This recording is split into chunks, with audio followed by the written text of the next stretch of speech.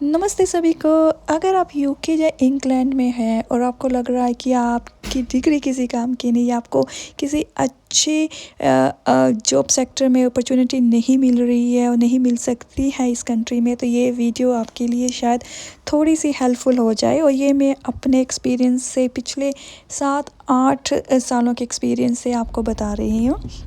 तो आज मैंने एक टाउन सेंटर विज़िट किया, तो वहाँ पे मेरी ऐसे रैंडम किसी से मुलाकात हो गई। तो वो वहाँ पे क्लीनिंग डिपार्टमेंट में काम कर रहे थे। तो उनसे मैंने जब बात की तो उन्होंने बताया कि मैं पिछले कई सालों से स्ट्रगल कर रही हूँ, बट मेरे को कोई अच्छी अपॉर्चुनिटी नहीं मिली इस कंट्री में। तो मेरे को कुछ लगा कि ये स्टोरी मेरे जैसे ही है, बट अगर उनको लगा कि शायद मेरी डिग्री किसी काम की नहीं है। बट अगर आपको लगता है आपकी डिग्री किसी काम की नहीं, आपकी क्वालिफ़िकेशन किसी काम की नहीं है, बट ये मत भूलो कि आप अपने लिए बहुत काम किए हो और आपको एक अच्छी जगह पहुंचना और बहुत ज़रूरी है। तो मैंने उनसे कहा कि ऐसा नहीं हो सकता कि अगर आपके पास क्वालिफ़िकेशन है और स्टिल आपको किसी अच्छी जॉब सेक्टर में जॉब नहीं मिल रही है, तो ये इंग्लैंड में, यूके में काफ़ी अपॉर्चुनिटीज़ हैं। तो मेरे को ऐसे लगा कि कभी कभी हमें राइट डायरेक्शन नहीं मिलती है, कभी कभी हमें प्रॉपर वो चैनल नहीं मिलता जिससे हम आगे बढ़ सकें। उसमें भी कभी किसी का थोड़ी सा सहारा मिल जाए तो चीज़ें किसी की लाइफ में बहुत ज़्यादा वैल्यू ऐड कर सकती हैं। तो मैंने उनको अपना एक्सपीरियंस बताया और मैंने कहा कि आप ऐसे स्टार्टिंग पॉइंट करो कि एटलीस्ट एक सेक्टर ये चुन लो जिसमें आपको लगता है कि मेरे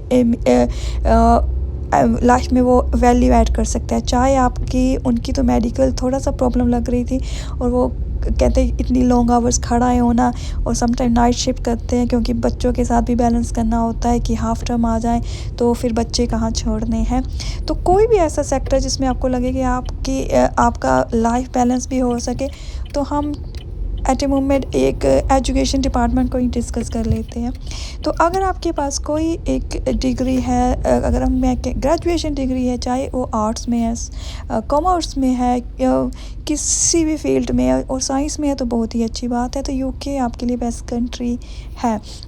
और अगर आपके पास डिग्री भी नहीं है, अगर आप एक कोई अप्रेंटिसशिप भी है, कुछ डिप्लोमा भी है, और अगर आप इंग्लिश बोल सकते हो अच्छी, फिर भी आप एजुकेशन डिपार्टमेंट के काम कर सकते हो और आपको अच्छी सैलरी भी मिलेगी। सेकेंडली, वो आपको हॉलीडेज जो भी है आपके बच्चों के साथ वो टाइम मैचअप भी हो सकता है। तो फर्स्ट स्टेप जो इम्पोर्टेंट होता है कि अगर आपने एजुकेशन डिपार्टमेंट में ही जाना है, तो वहाँ पे teaching assistant, like cover supervisor, और भी कई डिपार्टमेंट होते हैं जहाँ पे आप उन डिपार्टमेंट में भी आप काम कर सकते हो। तो और एग्ज़ाम इन्विजिलेटर्स में इन्विजिलेटर की जो भी होती है, जैसे अब एग्ज़ाम का टाइम आ रहा है तो उसमें भी आप काम कर सकते हो। तो उनमें एक चीज़ होती है, जैसे टीचिंग असिस्टेंट या कवर सुपरवाइज़र या एग्ज़ाम इन्विजिलेटर में अगर काम करते हो तो आपका वर्कलोड भी नहीं होता है। आपको सिंपल कुछ भी प्लान भी नहीं करना होता है, और स्ट्रेट लाइक स्ट्रेट सुबह जाना, स्ट्रेट आफ्टर जब स्कूल बंद हो, छुट्टी हो, स्ट्रेट अपने घर आ जाओ, कि इतनी सिंपल होती है, इतना वर्डन बिल्कुल भी नहीं होता। और आपको एक टीचिंग का एक्सपीरियंस भी यहाँ मिल जाता है जो बहुत ज़्यादा आपको आगे उसमें हेल्प हो सकती है कि आगे टीचिंग के रूट्स आपके खुल सकते हैं। तो फर्स्ट स्टेप ये है कि आप अपनी नैरिक जो है वहाँ पे अपनी डिग्री भेजो, चाहे क्वालिफ़िकेशन जो भी है उसको भेजो। तो वो आपकी डिग्रीज़ को कन्वर्ट करेंगे जैसे कह दो कि इंग्लैंड की डिग्रीज़ के मुकाबले कहाँ आप स्टैंड बाय करते हैं, कि अगर आपने बीकॉम कर रखा है, बीए कर रखी है, तो क्या वो इस इंग्लैंड की डिग्रीज़ के इक्विवेलेंट है या नहीं है। तो अगर जब भी आप अपनी डिग्री नैरी को भेजें तो एक बात मेक श्योर करें कि 10th का और 12th के अपने सर्टिफिकेट मार्क लिस्ट वो भी भेजें, क्योंकि आपके जो ये मार्क्स होते हैं इंग्लिश, मैथ के जो भी होते हैं और साइंस के, वो भी इनके जीसीएसई के इक्विवेलेंट होना बहुत इम्पोर्टेंट है। अगर आपकी इंग्लिश वो कभी इक्विवेलेंट नहीं करेंगे, क्योंकि most of the time depend करता है आपने किस एग्ज़ाम बोर्ड से की हो, तो मोस्ट ऑफ द टाइम वो इंग्लिश हमारी इक्विवेलेंट नहीं होती है।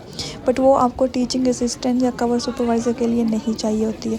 वो हमें जैसे मैथ होगा, क्या हमारा जीसीएसई के इक्विवेलेंट हमारा मैथ है, या हमारे अगर आपने +2 में मैथ किया हो तो वो जीसीएसई के इक्विवेलेंट काउंट कर लेते हैं। इंग्लिश के लिए वो आपको इंग्लिश का एग्ज़ाम देना पड़ता है, और वो टीचिंग असिस्टेंट या कवर सुपरवाइज़र या एग्ज़ाम इन्विजिलेटर के लिए नहीं जुड़ता है। वो फर्दर जुड़ता है कि अगर आपने हायर लेवल के लिए या टीचिंग के क्वालिफिकेशन के लिए आगे मूव ऑन करना है, तो अपनी ये डिग्रीज इक्विवेलेंट कराएं और जस्ट स्टेप इनटू लाइक किसी भी फील्ड में, किसी भी डिपार्टमेंट में आप एंटर कर जाएं।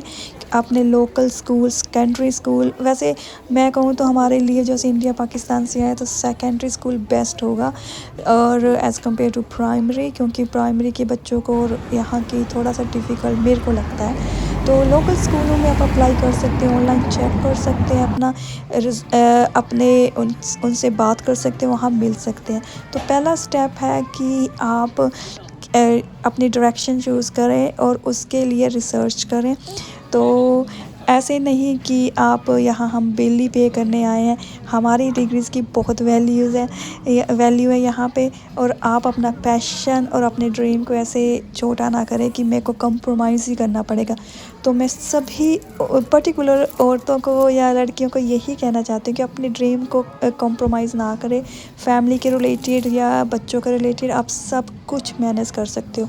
अगर मैं कर सकती हूँ तो आप भी कर सकते हो, और मैं आपकी पूरी हेल्प करूँगी।